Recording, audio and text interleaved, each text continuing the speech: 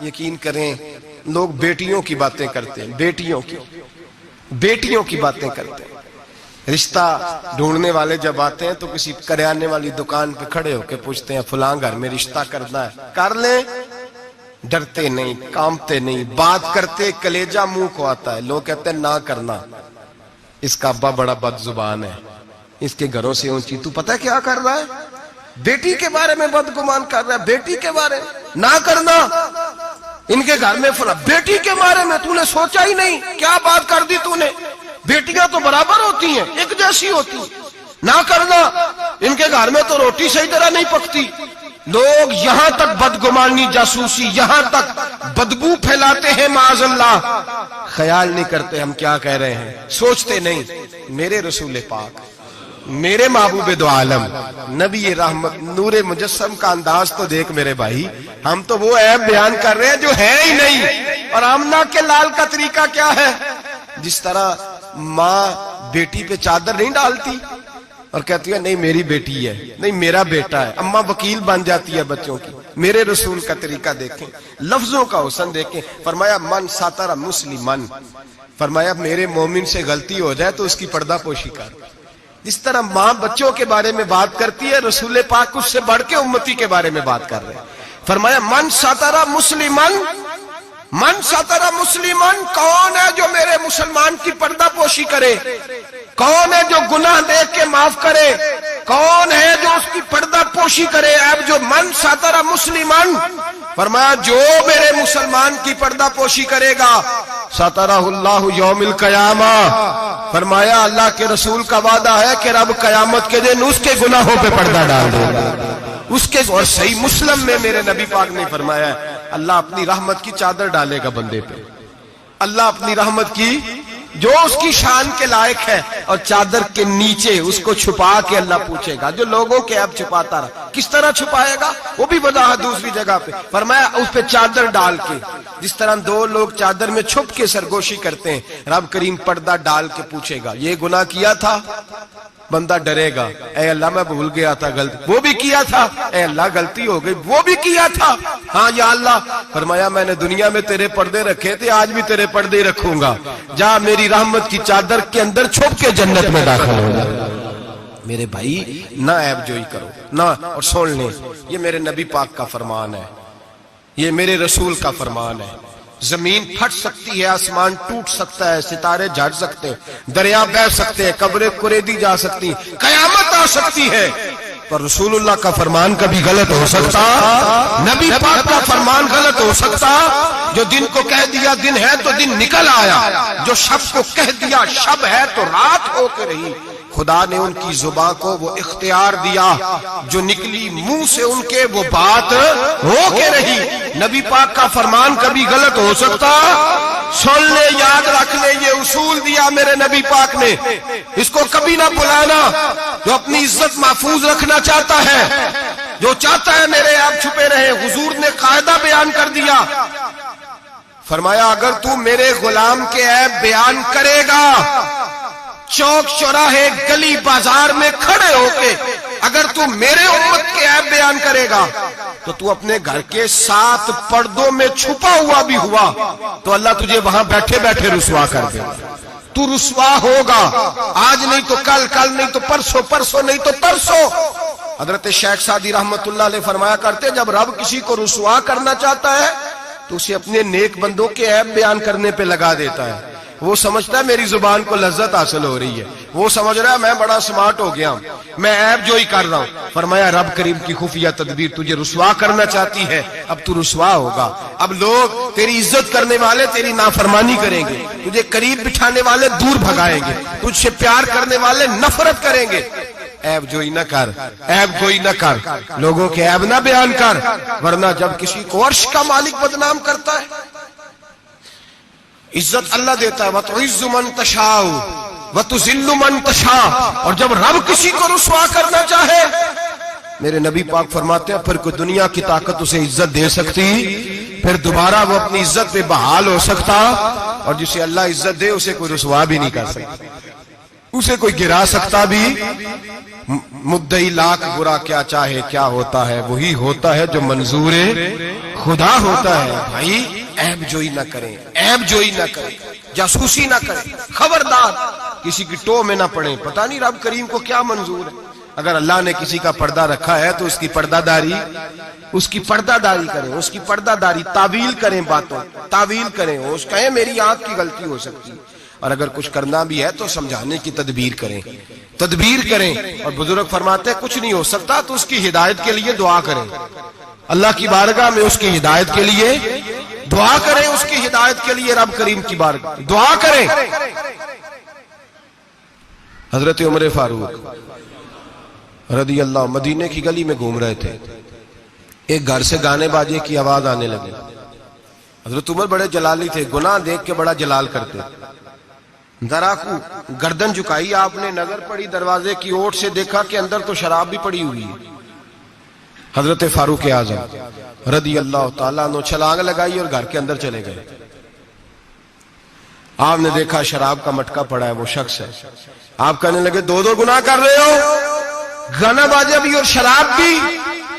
اور شخص کہنے لگا حضور میں نے 2 گناہ کیے ہیں, اور اگر آپ محسوس نہ کریں تو آپ سے 3 ہو گئے. میں کون سے؟ اور میں پہلی بات تو یہ کہ آپ نے جاسوسی کی, قرآن کہتا ہے نہیں کرنی چاہیے.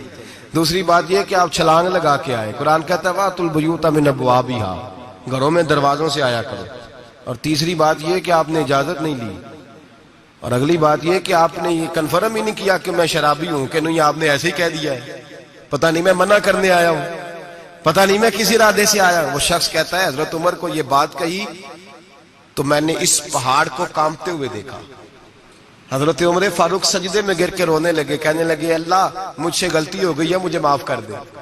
کہتے عمر کو روتا دیکھا تو وہ عورت جو گانا گا رہی تھی وہ بھی رونے لگی, چیخنے لگی, کہنے لگی عمر دنیا میں مجھے کوئی باز نہیں کر سکا, پر تیرے آنسوؤں نے مجھے باز کر دیا ہے.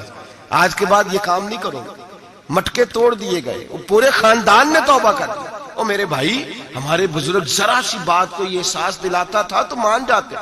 یہاں تو میرے بھائی ایک تو لوگ عیب جوئی کرتے ہیں, عیب جوئی کرتے ہیں, اور اس عیب کو اچھالتے ہیں گلیوں میں کوچوں میں.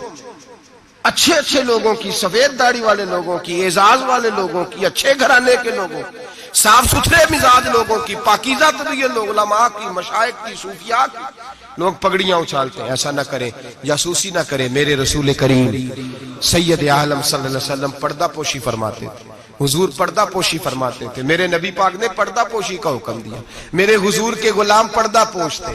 نبی پاک کے ماننے والے بول کے بتائیے, حضور کے ماننے والے, میرے محبوب کا کلمہ پڑھنے والے پردہ پوش, پردہ پوش. امام حسن کا اپنی بیوی سے اختلاف ہو گیا, طلاق دینے کا ارادہ کیا. امام حسین کہنے لگے کہ بھائی جان کیا مسئلہ, کیوں طلاق دینے لگے ہو؟ فرمایا میری بیوی ہے, میں اپنی بیوی کی بات تیرے ساتھ کیوں کروں؟ ہن لباس لکم وانتم لباس لہن, میں اس کا لباس, وہ میرا لباس, تیرے ساتھ کیوں بات کروں؟ کچھ دن گزرے تو امام حسن نے طلاق دے دی. امام حسین کہنے لگے اب تو بتا دیں کیا مسئلہ تھا. فرمانے لگے وہ غیر محرم ہو گئی ہے, میں کسی غیر محرم کی بات تیرے ساتھ کیوں کروں؟ وہ غیر محرم ہو گئی, غیر محرم کی ڈسکس کروں تیرے ساتھ, میں نہیں کرتا. میرے بھائی بات کو سمجھے. حضرت امام میں, اور کتنی پردہ پوشی, اللہ اکبر, کتنی پردہ پوشی. تیری نسل پاک میں ہے بچہ بچہ نور کا, تو ہے نے نور تیرا سب کرا. کتنی پردہ پوشی. امام حسن کو زہر دے دیا گیا, اور امام حسن کو پتا تھا کس نے دیا ہے. امام حسین سرانے بیٹھے, بھائی بھائیاں دے ویری ہوندے تے بھائی بھائیاں دیاں باواں. حضرت امام حسن انتقال ہو رہا ہے, آخری وقت امام حسین رو رہے ہیں, میرا بھائی جا رہا ہے, میرا بھائی جا رہا ہے. کہنے لگے حسن میں تیرے قاتل کو چھوڑوں گا نہیں, میں تیرے قاتل کو چھوڑوں گا نہیں. پردہ پوشی دیکھو فاطمہ کے جگر گوشے کی, پردہ پوشی دیکھو مولا علی کے شہزادے کی, پردہ پوشی دیکھو جنہوں نے میرے رسول کے کندھوں پر سواری فرمائی تھی, پردہ پوشی دیکھو. حضرت امام حسن کہنے لگے کیا کہے گا تو؟ کہنے لگے بھائی جان بس بتا دے زہر کس نے دیا ہے, پھر میں دیکھیں اس کا حشر کیا کرتا ہوں. تو امام حسن کہنے لگے حسین اگر تو وہ نہیں جس پر مجھے شک ہے تو میں کسی بے گناہ کو سزا نہیں دلوانا چاہتا. اگر وہ نہیں جس پر مجھے شک ہے تو میں کسی بے گناہ کو سزا نہیں دلوانا چاہتا، اور اگر وہی ہے جس پر مجھے شک ہے تو پھر میرا رب تجھ سے بہتر انتقام لینے والا ہے، پھر میرا مالک تجھ سے، پھر میں تجھے نام نہیں بتاؤں گا، پھر میرا مالک جانے اور میرا قاتل جانے، اللہ بہتر انتقام لینے والا ہے، پھر بھی میں تجھے خبر۔ میرے بھائی یہ پردہ پوشی، یہ پردہ پوشی ہمارے تو زمانے کے اندر خوبیاں چھپ گئی ہیں، خوبیاں چھپ گئی ہیں، یقین کریں، اور خامیاں ہر گھر کی، ہر خاندان کی، ہر برادری کی، ہر علاقے کی، ہر جماعت کی خامیاں سر عام ہیں، اور ہمارے ٹی وی پہ جو روز ٹاک شو ہوتے ہیں وہ خامیاں ہی تو بیان کرنے کے لیے ہوتے ہیں، ہماری اخباروں میں جو روز خبریں چھپتی ہیں وہ خیر کی تو نہیں چھپتی، وہ روز عیب بیان کرنے کی تو، اور کئی ہفتوں کے بعد کہا جاتا ہے کہ وہ غلطی لگ گئی تھی، اصل واقعہ تو اور تھا، تو نے تحقیق ہی نہیں کی، اتنا ظلم کر دیا، 6 سال 10 سال ایک آدمی کی پگڑی اچھلتی رہی، رسوا ہوتا رہا، اور پھر 10 سال کے بعد کا باعزت بری کرتے، پہلے تحقیق تو کر لیتے، عزت تو اچھل گئی، تماشا تو لگ گیا، ہر چوک چوراہے میں بات تو ہو گئی، اور اب باعزت کا لفظ کا کیا مطلب؟ او بھائی لوگ عیب جوئی کرتے ہیں، عیب گوئی کرتے ہیں، بڑے بڑے لوگ، بڑے بڑے پارسا لوگ شکار ہو جاتے ہیں، اور بعد میں لوگ کہتے ہیں اوہو میں تو بھول گیا تھا، اصل بات تو اور تھی، پہلے سوچ کر کہہ، پہلے سمجھ کر بات کر، پہلے احتیاط کر، زندگی میں کسی کا عیب بیان نہ کریں، اور جب آپ کسی کا عیب بیان کر رہے ہوتے ہیں اس کا مطلب یہ ہے کہ آپ کی سوچ کس طرح کی کام کرتی ہے، آپ کا عمل کس طرف جا رہا ہے، آپ کا طرز حیات کس سمت گھوم رہا ہے، اپنے افکار کو خوبصورت بنائیں، مسلمان خوبصورت ہوتا ہے، خوبصورتی کی بات کرتا ہے، آپ یقین کریں، ایک صحابی کی حدیثیں، فضیلت کی حدیثیں دوسرے صحابی نے روایت کی، ایک حدیث سنا کے بات ختم کرتا ہوں، کسی نے پوچھا حضرت فاطمہ الزہرا سے رضی اللہ تعالی، کہا بی بی جی بتائیے نبی پاک کو سب سے پیارا کون تھا؟ تو حضرت فاطمہ کہنے لگی سیدہ عائشہ، کہا مردوں میں؟ فرمانے لگے جناب عائشہ کے والد ابو بکر صدیق، تو کسی نے پوچھا حضرت عائشہ صدیقہ سے وہی سوال، کہا اماں جی نبی پاک کو پیارا کون تھا؟ فرمانے لگی سیدہ فاطمہ، تو کہا مردوں میں سے؟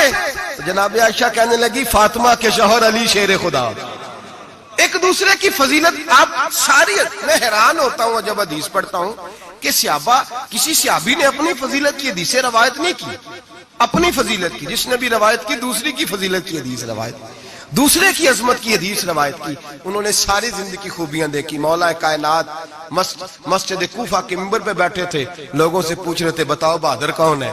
لوگ کہنے لگے آپ، فرمانے لگے نہیں بہادر تو وہ تھے جو نبی پاک کے ساتھ اکیلے لڑا کرتے تھے کافروں کے ساتھ، بہادر تو ابو بکر صدیق تھے جو نبی پاک کے بدر کے دن حضور کے چھپر عریش کا پہرا دے رہے، بہادر تو وہ تھے جو احد کے دن نبی پاک کے سامنے سینہ تانے کھڑے تھے، بہادر تو وہ تھے جو غار ثور میں شام کا ڈنگ کھا رہے تھے، بہادر تو وہ تھے جو آج بھی رسول اللہ کے ساتھ مزار میں لیٹے ہوئے ہیں۔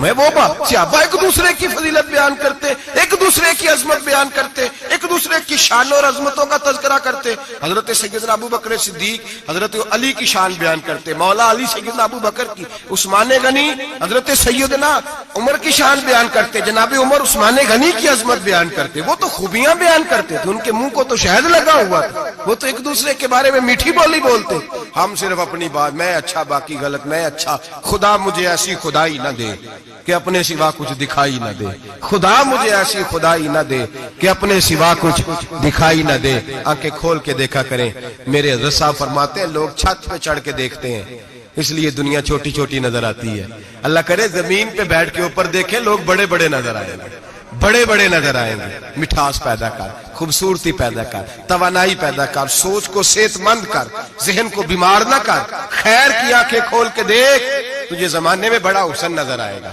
بڑی پاکیزگی نظر آئے گی، بڑا سبزہ نظر آئے گا، میٹھی آنکھ کھول، پھر دیکھ تیرا دل ٹھنڈا ہو جائے گا۔ دعا کرتا ہوں رب کریم اپنے محبوب کا صدقہ ہماری سوچ اور نظریات کو ستھرائی عطا فرمائے، ہمیشہ مدحت خیر الانام میں گزرے، دعا ہے